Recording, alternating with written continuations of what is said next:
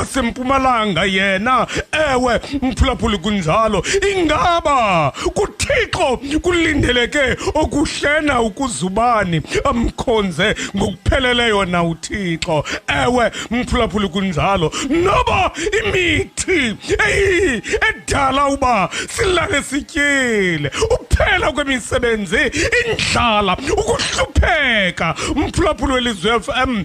Ewe kunjalo, athumkiliki yena, yintoni kakade enokundahlula nobabalo likathixo. Ewe mphulaphuli, indlala, kukusweleka kwezinto ebendizithandana. Ewe kunjalo, ewe nakanye kwezo zinto ngoba zezikathixo. Utsho njalo umpumalanga kakade ebekho uthixo wandinika ikwanguthixo ngokwakhe okhoyo ngoku othathe isigqibo sokungandiniki ezo zinto. Mphulaphuli welizwe FM, nangumbuzo ngoba ubusuku banamhlanje ebendithanda ukuwubeka phambi kwakho kuwo lo mbuzo. Ingaba wena umkhonza uthixo ngesiphina isizathu? Oba uyamkhonza kuba unyanzelekile umkhonze? Kutheni kulo nyaka izinto zithe xa sikuhambela kakubi, lwasuka ukholo lwakho naye lathotha? Mphulaphuli welizwe FM, ngoba kakade ukholo lwakho lubambe kwizinto uthixo akunike zona. Atsho njalo uSathana xa ephambi koJobi athi mhlangamini wazixutha ezi zinto. Esona similo senkolo kaJobi uyazusibone ngaloo mini. Mphulaphuli welizwe FM, nangumbuzo wam kuwe, mhlawumbi lo nyaka awukuphethanga kakuhle, nangoku xa ushwankathelwayo lo nyaka unombuzo othi uzawubhiyozwa.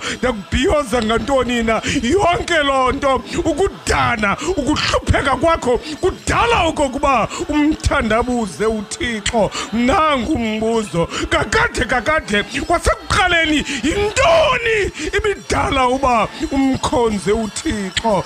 Zizinto akunike zona uthixo okanye lukholo, inceba nothando likathixo oluzambelayo? Awu mphulaphuli, singabantu bokufunjathiswa. Mhlangamini ungafunjathiswanga awuvika mandi. Uthixo ukufumbathisile kulo nyaka.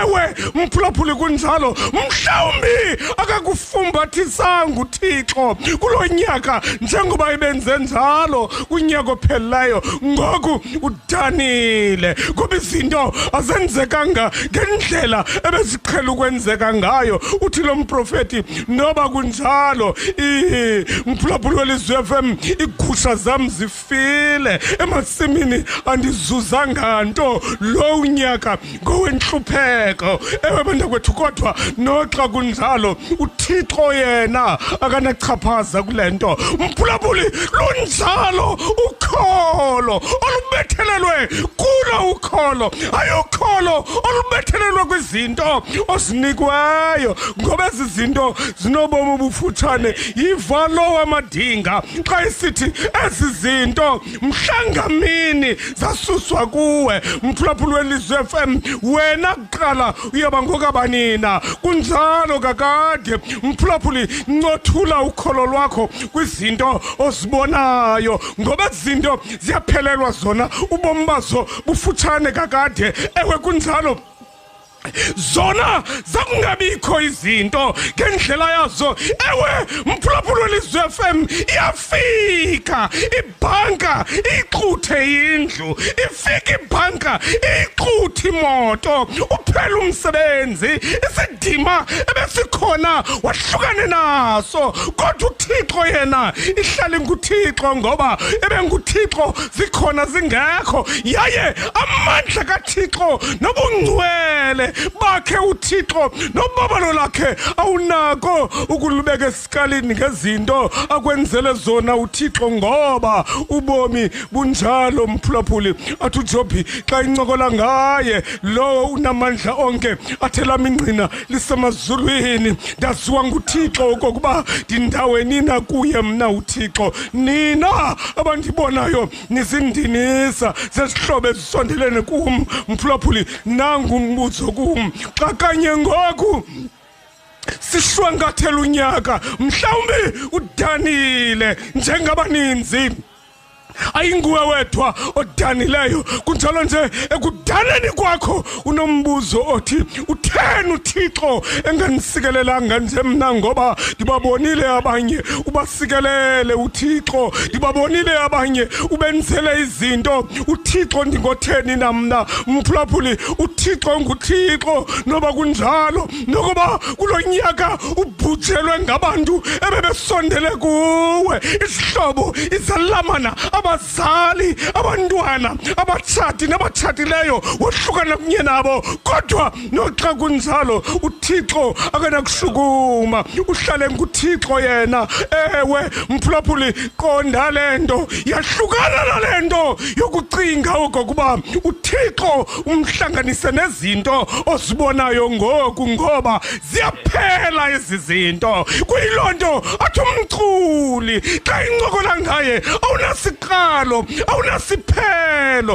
ukhona endaweni zonke ngamaxesha onke umphulaphuli welizwi FM nakulo nyaka ebekho uthixo onamandla onke ehamba nawe kwathi kwaba ngoku kuyilonto lomprofeti esithi noba zingaphela bezingekho kakade sabakhona ngaye ewe bantakwethu noba kunjalo ke nokoba ukudla akunakubakho kwindaweni yokugcina bekungekho kakade kwabakhona ngaye uba ukhona yena zakuhlala zikhona izinto ingozi kungabikho kwakhe mphulaphuli welizwi FM ndifuna ukuthi kuwe hlala ncamathela kuthixo ungancuki ungahlukani namandla kathixo ngenxa yokudana kwakho izinto zingakuhambelanga kakuhle ucinge okokuba mawahlukane nothixo mphulaphuli welizwi FM ungayenzi lo mpazamo yokwahlukana nothixo